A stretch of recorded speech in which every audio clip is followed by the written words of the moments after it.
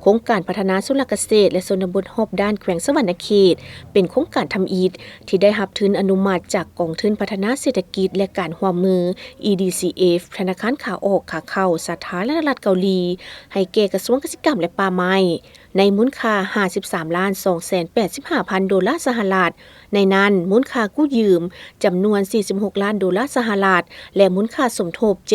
$7,285,000 ดอลลาร์สหรัฐเพื่อก่อสร้างพื้นฐานโครงสร้างสุรเกษตรยกระดับปรับปรุงชีวิตการเป็นอยู่และเศรษฐกิจสังคมในการพัฒนาชนบทของเมืองจำพรและเมืองสองขอนแขวงสะหวรรณเขต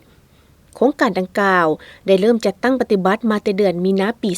2020 ปัจจุบันแม้นได้สำเร็จการก่อสร้างแล้วซึ่งโครงการได้ฟื้นฟูปรับปรุงอ่างเก็บน้ำสุย6แห่งอยู่เมืองจำพรก่อสร้างระบบหัวงานจักสูบน้ำก่อสร้างระบบส่งน้ำพร้อมด้วยอาคารตามของเมืองและระบบของระบายโครงการจักสูบน้ำละหาน้ำและพ้นม่วงเพื่อรับประกันการสนองน้ำให้แก่การผลิตทั้ง2ฤดู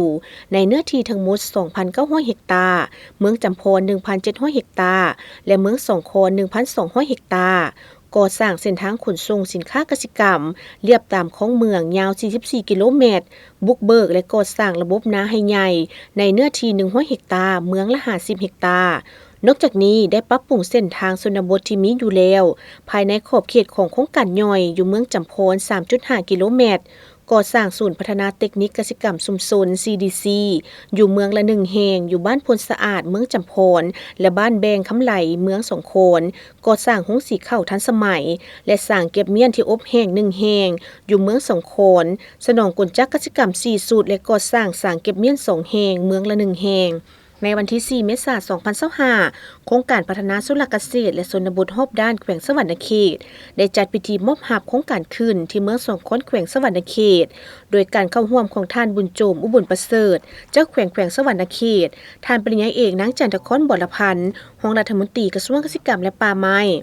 ท่านจงยองซูเอกอัครราชทูตสาธารณรัฐเกาหลีประจำสาธารณรัฐประชาธิปไตยประชาชนลาวท่านปริญญาเอกคำพจันทร์วงศ์สนะหัวหน้ากรมชลประทานท่านนางจุงกิยุงหัวหน้ากองทุนพัฒนาเศรษฐกิจและการร่วมมือ EDCF ประจำลาวท่านลีซังฮุนต่างหน้าบริษัทรับเหมาก่อสร้างเอี่ยวซังดงบูสาธารณรัฐเกาหลีซึ่งมีภาคส่วนที่เกี่ยวข้องและแขกถึกเชิญเข้าร่วม